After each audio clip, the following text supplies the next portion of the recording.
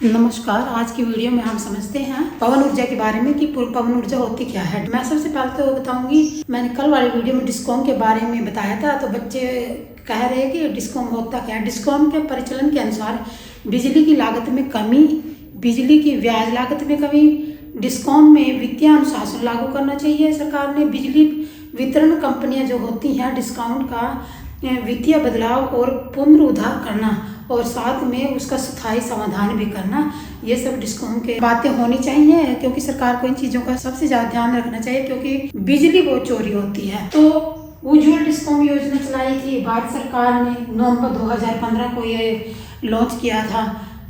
ये संसाधन जो था डिस्कॉम, ठीक है। डिस्कॉम बिजली उत्पादन कंपनियों से बिजली खरीदती है और जो उपभोक्ता होते हैं उनको ये बिजली बेचती है। यानी कि ना, जो जैसे मैंने यहाँ से बिजली खरीदी तो दूसरी कंपनी को बेच दी, तो इसमें ना बिजली की बहुत चोरी होती है, तो उसका भी कुछ ना कुछ सुधार करना चाहिए। उस सुधार के बारे में कारण बताया गया है इस वीडियो में। तो आइए आज समझते हैं। सबसे पहले तो हम यहाँ भारत में टॉप पवन ऊर्जा स्रोत कौन कौन से हैं।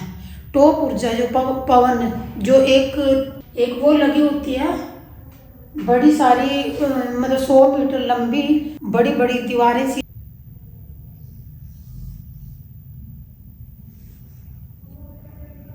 कुछ इस प्रकार की लगी होती हैं, जिसकी ऊंचाई, इसकी जो ऊंचाई होती है 100 मीटर ऊंची होती है, वो उसको हब बोला जाता है। तो ये कहाँ कहाँ लगी हैं भारत में, पूरे भारत के अंदर ये कहाँ कहाँ पर अवस्थित है, और इसी से पवन ऊर्जा बनती है। सौर ऊर्जा तो सोलर प्लेटों के माध्यम से बनती है, और पवन ऊर्जा उसका अलग ही, मतलब कि वो तटवर्तीय क्षेत्र में ज़्यादा लगती है, क्योंकि जहाँ रेत का क्षेत्र होता है वहाँ पर ये हवाएं रुकावट नहीं डालती, और वो बहुत बड़ी बड़ी होती है, उनको पवन चक्की भी कहा जाता है। तो आइए यहाँ समझते हैं। जो पवन चक्की है, कुल क्षमता कितनी है उसकी, 47.36 गीगावाट। ये कब की है, 30/9/2024 तक की, मतलब ये मैं बता रही हूँ। कुल क्षमता पवन ऊर्जा से कितनी प्राप्त करनी थी भारत को, तो वो थी 47.36 गीगावाट, वो भी 30/9/24 तक, ठीक है। MNRI के अनुसार भारत अपनी लंबी तट रेखा पर, मतलब कि ये जो तटीय रेखा होती हैं, ये हमारी पश्चिमी तटीय रेखा, ये हमारी पूर्वी तटीय रेखा, इन तटीय रेखाओं पे 127 गीगावाट अब तटीय पवन ऊर्जा बना सकता है। यानी कि ये भारत सरकार इन तटीय क्षेत्रों पे भी बना सकती है, इन पे भी बना सकती है। और अब तटीय कौन से होते हैं, जो बंगाल की खाड़ी में होते हैं, जो द्वीप हैं छोटे छोटे, और बड़े द्वीप भी हैं, जैसे अंडमान निकोबार द्वीप समूह, इधर लक्षद्वीप, दमन और दीव वगैरह इस साइड पश्चिमी में आते हैं। तो यहाँ पर ये लगा सकते हैं। इनको बोलते हैं अब तटीय, जो समुद्र के अंदर होती है जगह, उभरा हुआ भाग, तो उसमें भी ये पवन ऊर्जा हम लगा सकते हैं। पवन ऊर्जा के जो भी है संयंत्र वो लगा सकते हैं। आगे समझते हैं। राष्ट्रीय पवन ऊर्जा के अनुसार कुल पवन ऊर्जा क्षमता 100 मीटर हब ऊंचाई पर 302 गीगावाट तक की बिजली प्राप्त कर सकते हैं। जैसे मतलब वो बड़े बड़े हब होते हैं ना, वो काफ़ी बड़े होते हैं, मतलब 3 फ्लैट के घर के बराबर होते हैं, और वो नीचे से 100 मीटर लंबे होते हैं, और उन पर हानि भी उनकी बहुत होती है। कई बार समुद्र के बहुत से पक्षी होते हैं, जब वो पक्षी उड़ के आते हैं तो वो उनसे टकराते हैं, टकराने के कारण उन पक्षियों की बहुत ज़्यादा मौत हो जाती है। तो ये पक्षियों के लिए भी हानिकारक है, और कई बार इनमें आग वगैरह भी लग जाती है। और कई बार इनको ले जाते समय, क्योंकि ये बहुत ऊंचे होते हैं, इनको ले जाते समय जहाँ ये शिफ्ट करने होते हैं वहाँ तक पहुँचते कंपनियों को भारी नुकसान का सामना भी करना पड़ता है। और भारी जो सामान ढोने के जो कंटेनर वगैरह होते हैं, जिनमें सामान ये उठा कर ले जाया जाता है, वो उसमें भी बहुत बड़ी दिक्कत आती है। तो ये एक प्रकार से हानिकारक है पक्षियों के लिए, क्योंकि ये 100 मीटर ऊंचे होते हैं, और उधर पक्षी होते हैं, पक्षी उससे टकराते हैं तो उनकी मौत हो जाती है। जब वो स्पीड में घूमते हैं, इस वजह से उनकी मौत हो जाती है पक्षियों की।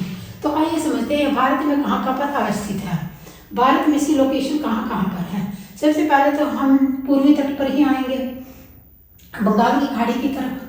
तो यहाँ पर आंध्र प्रदेश में बेलगुप्पा पवन पार्क, अनंतपुर पवन पार्क निम्बगल्लू में है। बेलगुप्पा पवन पार्क तो अलग है और अनंतपुर पवन पार्क निम्बगल्लू में है। निम्बगल्लू नाम का एक स्थान है, प्लेस है, वहाँ पर अवस्थित है यह।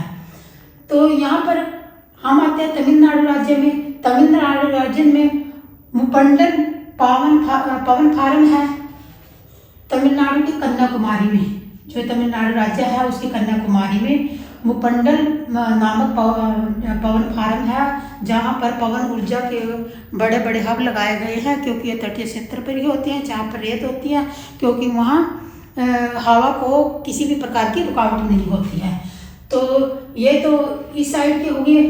पूर्वी साइड के मध्य प्रदेश में मामटखेड़ा, मध्य प्रदेश में मम्मट नाम के स्थान पर भी पवन ऊर्जा का यह संयंत्र लगाए हुए हैं। इधर जैसलमेर पवन पार्क राजस्थान में है, जो 95 मेगावाट बिजली उत्पादन करने का काम जैसलमेर का, राजस्थान का जैसलमेर करता है। और यहाँ बहुत बड़ा पवन पार्क लगा हुआ है, पवन चक्कियाँ लगी हुई हैं ऊपर। और ये है राजस्थान 5वें स्थान पर आता है। पवन ऊर्जा के बारे में राजस्थान 5वें स्थान पर आता है। अगर अब हम आते हैं महाराष्ट्र में। महाराष्ट्र में 5 प्रकार के लगे हुए, 5 प्लेस पर लगे हुए हैं, जो अलग अलग स्थान है महाराष्ट्र में। वो स्थान कौन कौन से हैं? सबसे पहले तो मैं यहाँ बताती हूँ। ब्राह्मण वेल पवन ऊर्जा, ये भी महाराष्ट्र में। पार्क महाराष्ट्र धुले में भी है एक पवन पार्क धुले में। ढाल गांव पवन पार्क सांगली में। बैंकू सावड़े पवन पार्क सतारा जिले में। वासपेट में ही। तुलजापुर उस्मानाबाद में। ये पांच जो हैं ये महाराष्ट्र के अंदर लगे हुए हैं। ठीक है, राजस्थान 5वें नंबर पर आता है। अब हम इधर आते हैं गुजरात। अगर गुजरात को हम लें तो गुजरात प्रथम स्थान रखता है पवन ऊर्जा प्राप्त करने में।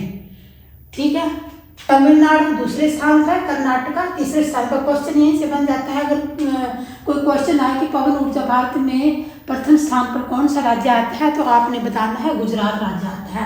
अगर क्वेश्चन आ जाए तमिलनाडु कौन से स्थान पर, तो दूसरे स्थान पर है। कर्नाटका की बात करें तो वो तीसरे स्थान पर है। और ये राजस्थान जो है ये 5वें स्थान पर है। तो इस प्रकार से भारत में बिजली बनाई जाती है पवन चक्कियों के माध्यम से। तो जय हिंद।